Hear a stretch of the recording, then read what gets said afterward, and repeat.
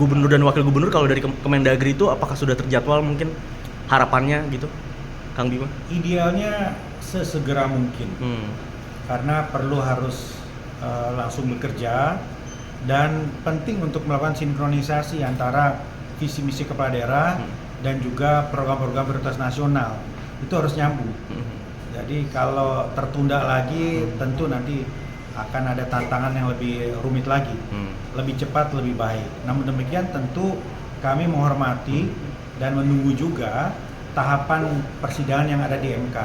Nah, titik temu inilah, titik tengah inilah antara prinsip keserentakan, antara kebutuhan untuk sesegera mungkin memulai periode kepala daerah dan juga menghormati putusan MK yang akan kita ikhtiarkan dengan melakukan pembahasan bersama KPU, DPR, MK dan tentu meminta arahan dari Bapak Presiden. Oke. Kang, satu lagi mungkin yang ini kan terkait PT gitu kan, ini masih pencalonan presiden gitu. Nah, apakah memungkinkan juga akan dibahas soal penghapusan ambang batas pencalonan untuk pilkada gitu, calon-calonnya? Nah, itu saya masukkan tadi.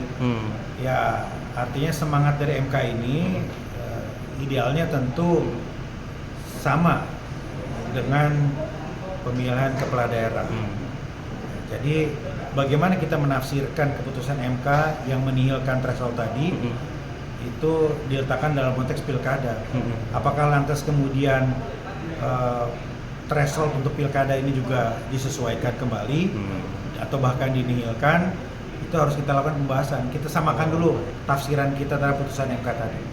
Oke, dan itu nanti akan dibahas bersama di DPR Pasti, gitu ya? Pasti akan dibahas ya, termasuk tadi.